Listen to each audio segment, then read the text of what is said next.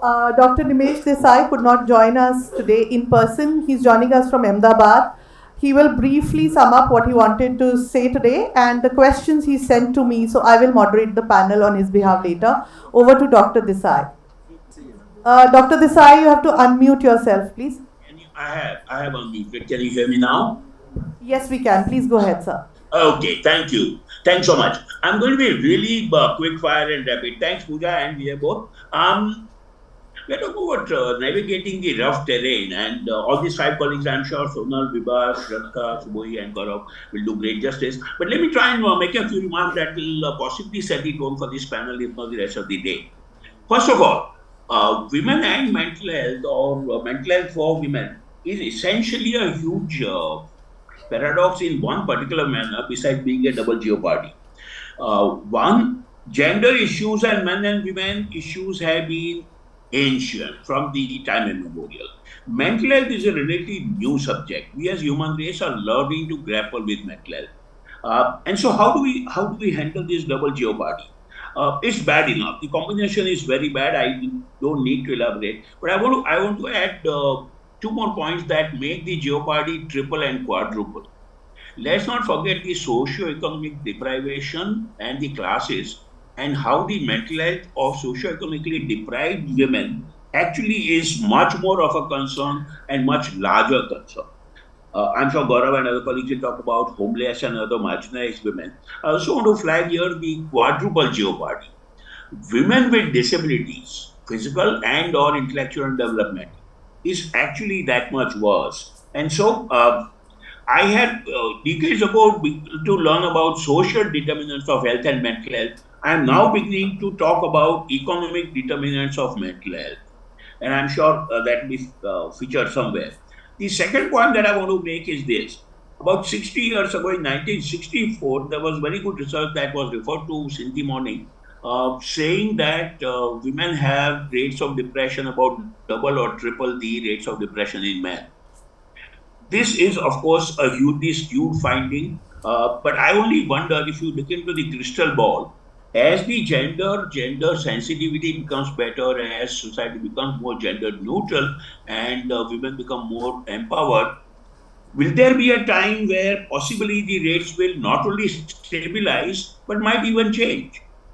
So how does this panel look at the mental health of women and men 50 or 60 years from now? My pose. Is it possible that we will have what's a common social phenomenon, overcorrection? And I hope not. But most importantly, again, something that is referred to, and that's my third and possibly last but penultimate one. Nothing about us without us is something that I have learned from the sector of disability. Gender issues and issues of health and mental health also require the same. And so to that extent, Pooja and Vijay, it's been great that you have fairly good equitable participation. I hope we can continue to do that. I hope we don't reach a day when men feel marginalized, much as history might actually justify women taking over and men being marginalized. If any one of you has seen the movie Man Up to This Point only, you will recall, and if you haven't, please, tonight or in the next few days, look up the movie Man Up to This Point Only. That's a futuristic look at gender equations, fairly negativistic and utopian. Lastly, the near complete form of art, filmmaking, I dare say, actually comes from both men and women directors. And so, my last point is that sensitivity and the corrective action for gender-related mental health issues, or all gender-related issues, actually can come from both. And like somebody was saying, a participatory, collaborative approach rather than us and them. And Pooja, I will stop there with a customary but sincere thanks to you and Vijay. And thank you so much for carrying my questions to the panel. Thanks, Pooja. Thank you, Dr. Nimesh. Thank you so much, tech team. Yeah, sir can be. Sir is watching us on YouTube, and I hope so many more students and others are too. In positive time, I had to request our next speaker, Dr. Dhawan, to please give us some time for lunch. So after this panel, we will have lunch, and then he will deliver his address. So that's the change in the schedule. And all of you here who have to make change in their schedule, please make it accordingly. because there is less time, so instead of making it question answer, and because sir is not here, but what sir had made are points on which he wanted each one of you to speak. So I'll just float that point to each one of you, and you can take about 4 to 5 minutes each to elaborate on that particular point that sir wanted each of you to take up. So I'll first go to Sonal. And Sonal comes from Protsahan India, and they've been working with teenagers and young people. And sir says, Sonal, what makes mental health services difficult to be made available for girl survivors of CSA? So that is what he wanted you to speak about. Thank you, Pooja, and thanks everyone for having me here.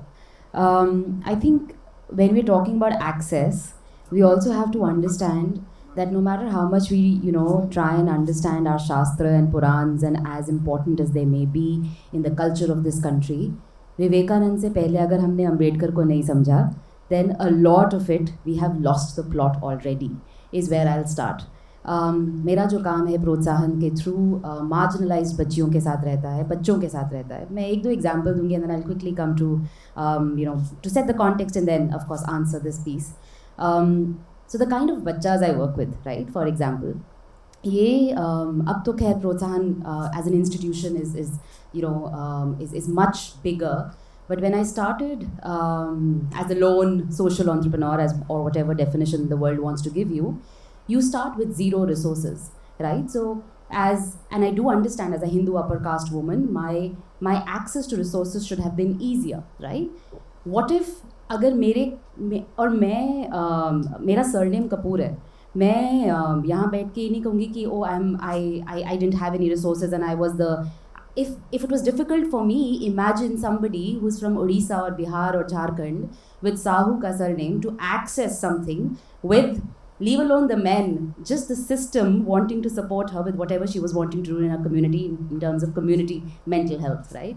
So जिन बच्चियों के साथ हमारा काम रहता है वो trafficking भी नहीं. आज सुबह मेरी डॉक्टर स्नेहा से बात हो रही थी, who's a fabulous art-based therapist sitting in the room, and we were having a chat that the conversations with the girls that I have in प्रोत्साहन, ये वो बच्चियाँ हैं जो ट्रांजैक्शनल सेक्स के लिए 2 घंटे 3 घंटे के सेक्स वर्क के लिए आधा किलो आटा, 1 किलो चावल, आधा किलो टमाटर लेकर वापसी आती हैं.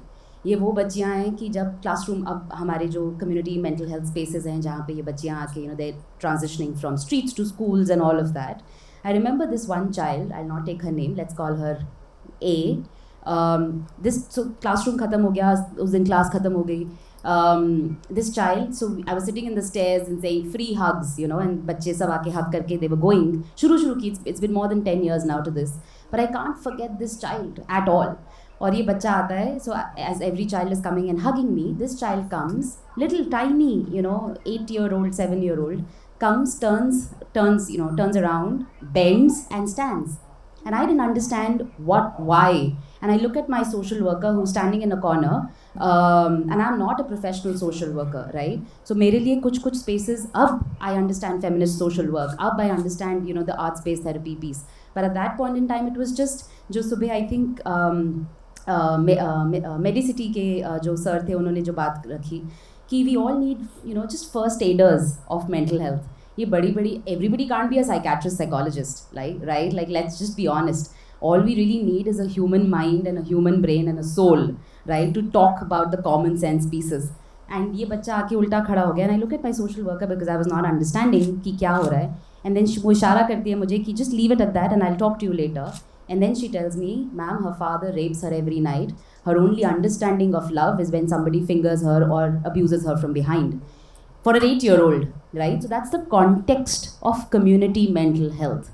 Now let's quickly get to what Dr. Nimesh was talking about, right? I think in my understanding of what access जिस चीज़ को मुश्किल बनाता है is सब कुछ इतना superficial है. Everybody is trying to impress their boss, is trying to impress a funder, is trying to impress a log frame में सब outcome output लगा रहे हैं. I don't know, बहुत सारे non-profits NGOs के साथ ही बैठे हैं. Even when arts based assessments करते हो आप, कितने लोग process को value करते हैं, कितने लोग, everything is a quick fix in this world of quick fixes. Nobody has the time to give the child the gift of time. सिर्फ सुनना है, right? And I think Dr. Nagpal ने इतना सुंदर बोला कि nobody has the time or the patience. So at Protsahan, what we're really trying to do is we're working with now जो journey 17 लड़कियों से शुरू हुई थी 14 साल पहले, आज 81,000 प्लस लड़कियां हैं, और ये वो बच्चियां हैं from different spaces of marginalization and intersectionality of marginalization. Think of a मुसलमान लड़की जो गरीब है और जो वायलेंस के हिंसा के चक्र में फंसी हुई है, उसकी intersection will be very different from some of us sitting here, right? Yeah. So access to resources, access to law, like I always say, is very different from access to justice, Yeah. right? Just having a lawyer will not get you justice, Yeah. right? And that is where we need to start this conversation. Yeah. Thank you, Sonal. Thank you for that. We have a lawyer on the panel. We'll come to that. And I will again reiterate, these are difficult conversations. Some of us might mention suicide, abuse, and that might be disturbing for some of you. Please step outside. There are people, practitioners who can assist you. I will now take it up with Dr. Vibha Sharma, and Dr. Nimesh wanted you to speak about the sensitivity of mental health clinicians in their routine practices when they come across children or even adult women who come from a domestic violence and sexual abuse space. Yeah, first of all, thank you for having me on this panel. What I can speak from my day-to-day experiences in our clinical practice, I'm coming from a tertiary care hospital, and where Dr. Desai, Nimesh Desai was director a few years back. What we come across every day, even we mental health professionals, except just a few of them, how much time actually they are giving, as rightly she said and Dr. Nagpal said, very hurriedly, though we say to our colleagues that whoever woman is coming to you, whoever child is coming to you, please explore about the negative experiences, whether this woman coming with depression or with anxiety or with most of them have dissociative disorders, as Dr. Samir Parekh also talked, that having so many somatic problems, headaches, body aches, this problem, that problem, not actually able to tell about the problems she might be facing at home or at workplace. So we need to talk to them, we need to really explore, to ask whether you are having these kind of problems, but unfortunately very few. And that too, I find even the women practitioners are not habituated to it. They are just, and barriers maybe because like a place where I'm coming from has a huge OPD. As we always talk that we are very less in number mental health professionals. So we don't have time to talk into such details. Psychiatrists generally just write medicines. How are you feeling? What are the symptoms? And then just send to psychologists and social workers. And me, fortunately being a psychologist, I have made it a point that let me ask the woman about her home situation. And most of them, it is my experience, I have researched about it also, that the women especially coming with somatic problems, having episodes of unresponsiveness, looking like unconscious, being possessed by some Devi, Devta or some other person, are most of the women who are sufferers of either domestic violence or some other kind of abuse at home or at workplace or outside the families. And the incest, as she rightly talked about the child. Incest is so common. When we try to talk in this society, even like me, I am a clinician for last 25 years. When someday if I want to talk in my house about incest, my husband or my family members say, what are you talking about, rubbish? This can't exist in our society. We are so religious persons, but it very much exists. Yeah. So we as mental health professionals probably should down these barriers, we have to tackle with these barriers. Yeah. First of all, we should try to explore a woman coming in distress, a child coming in distress. We should know how to talk to them. Right. Before giving them any therapy or any medicines, let us try to understand, give them time to listen. And just believe me, even listening to them, giving some comfort, helps them, heals them. So what we need to do is healing, not only just providing medicines. Right. That's what is required. And coming just a minute about the barriers. Barriers start from, like I say, from the government providing funds for women in mental health to the family and society. It's very difficult to bring a woman for treatment, as we talked in the last session also.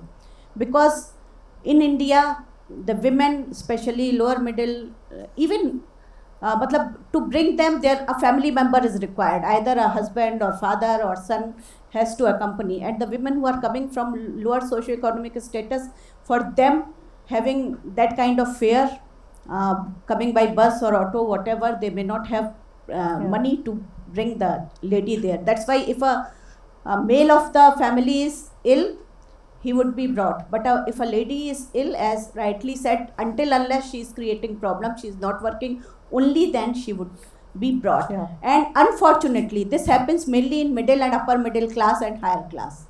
I have seen the daily wagers bringing their wives for treatment, but not a middle class, not a manager. Right. Either the women come alone or with their children or with some friend. Yeah. So these are the barriers we really need to Yeah. break down. No, it's all intersectional, as rightly Dr. Vibha has said, and I will take that forward to now Shweta, who's working with communities, and we would like you to throw some light on the common societal and structural barriers when we are trying to provide timely mental health services, and also to reflect on some of our other institutions like police. When they intervene in cases of especially abuse, or there is a sexual, abuse or sexual crime, and it's a woman victim. So what kind of experiences you've had there, please? So instead of experience, can I talk about how we work and Yeah, what we sure. Please understand? go ahead. So the first question is what happens, like what violence does to us. Any of you can respond. I think we can have it interactive, right? We don't have time. We'll do it later. Okay. They have an But open if mic I went for later in the quick day. one, Yeah. But yeah. So what we understand at Nirmal Initiative is that we are like, the world is our home, and when someone does violence upon us, it shatters the sense of home. And home in the body, home as the space. And this is what we understand. And the first thing we understand here is that ab kya karna hai. So certainly violence would lead to certain psychological impacts that need to be addressed by the experts. But what are the things that we can do?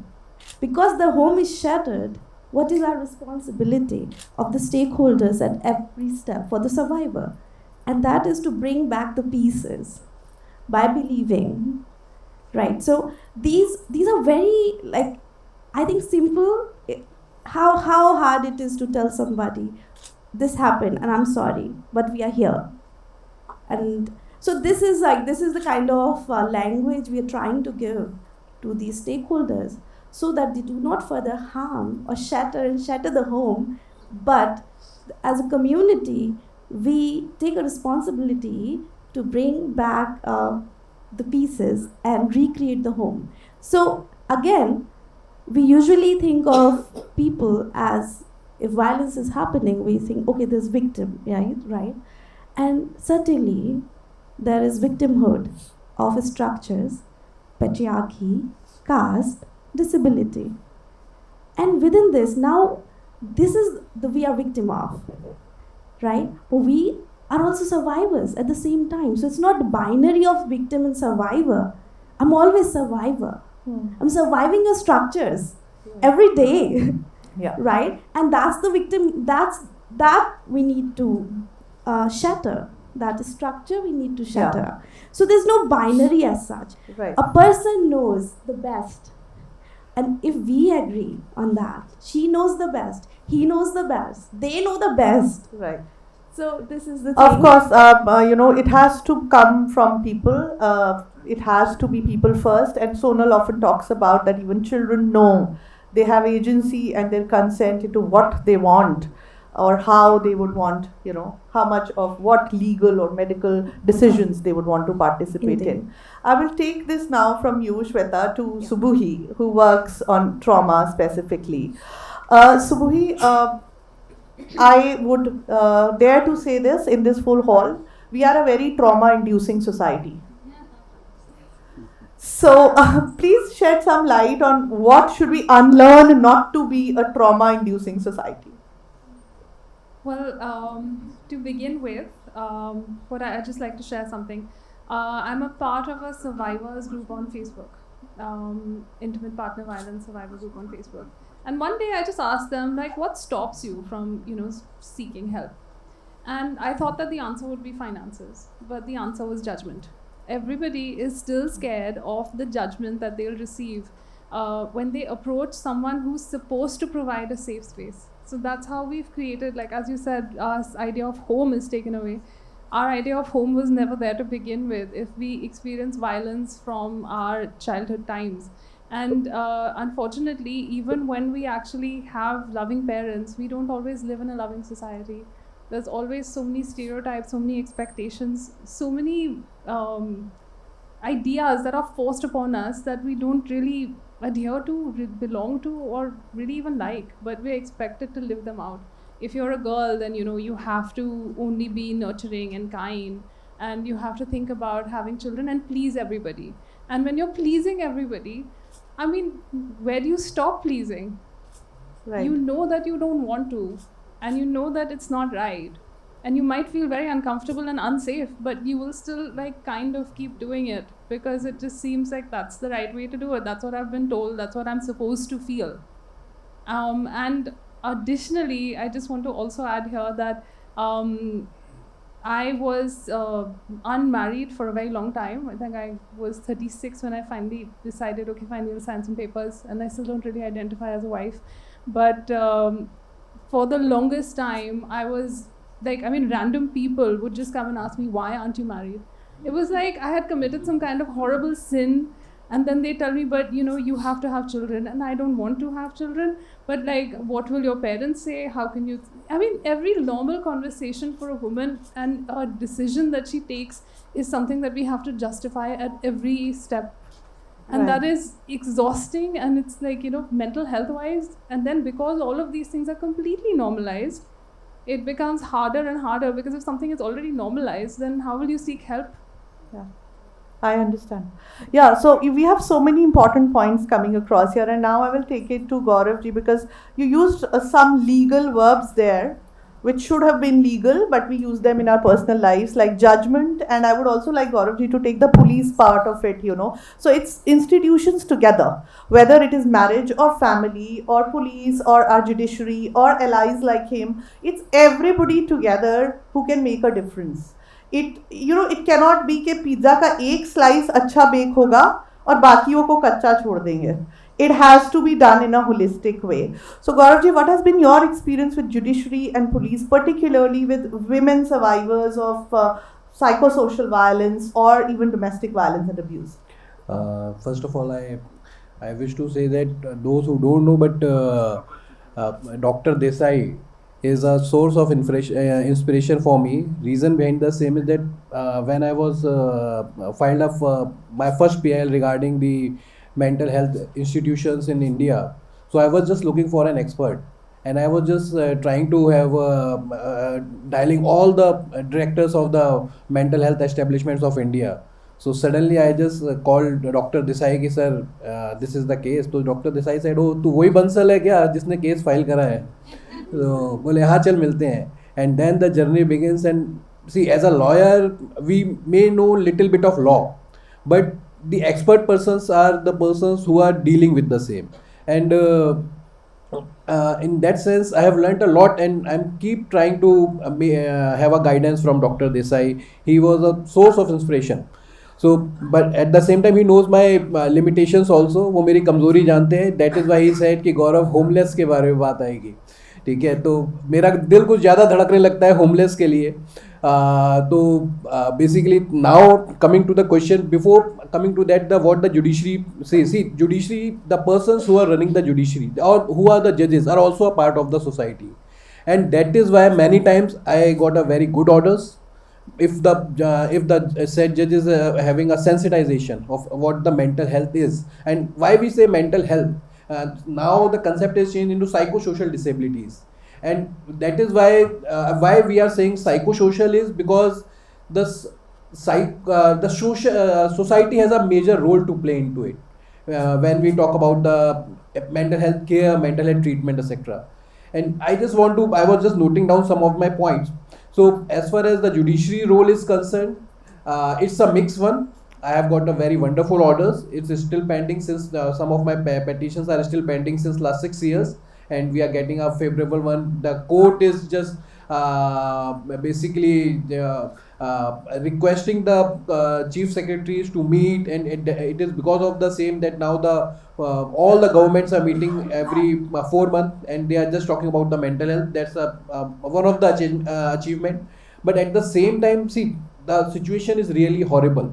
Why I am saying so is that the if we talk about only, and I have seen the IBHAS because of Dr. Desai only. I was literally lucky enough to have a visit IBHAS, and then Dr. Desai showed me the mother children ward.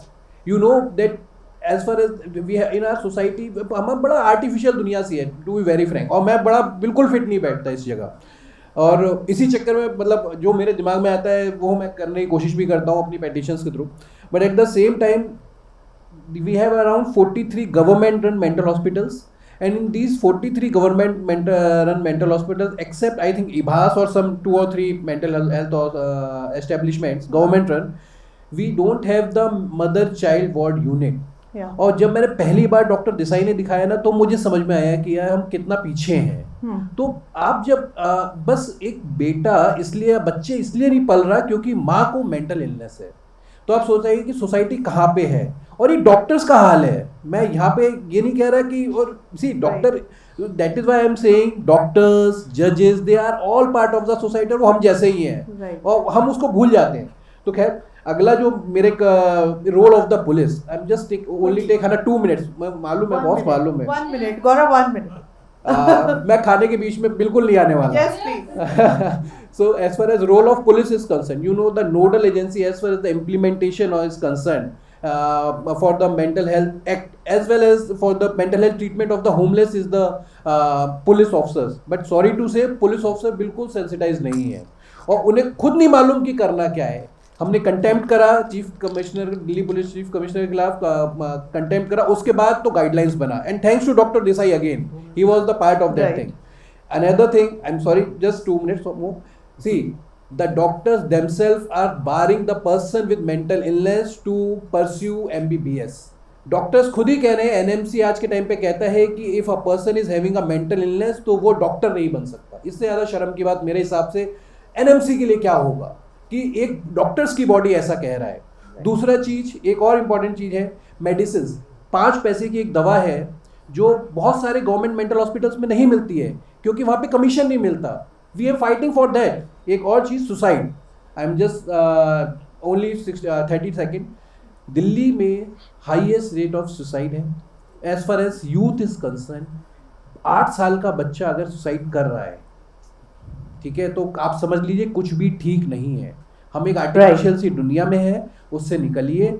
मेरी तरफ से कोशिश रहेगी, doctor Desai का guidance रहेगा, और पूजा जी का साथ रहेगा, तो definitely we will do something. Thank you. I will hand it over now to my illustrious friend Shrinkla, because she's been into training and she also runs some amazing support groups. And a support group which I came across for the first time, a pet loss support group. तो हमारे यहाँ grief को grief नहीं समझते, दर्द को दर्द नहीं समझते, दुख को दुख नहीं समझते. ऐसी हमारी 1000 समस्याएं हैं. We are running late because आज यहाँ जितने भी लोग इस मंच पे हैं, we all feel so passionately about this and we can go on and on.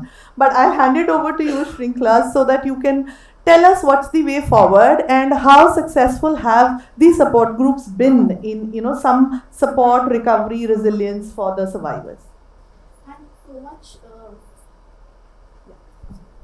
Thank you so much, Pooja, for bringing it up, and thank you to Dr. Desai also for all the questions.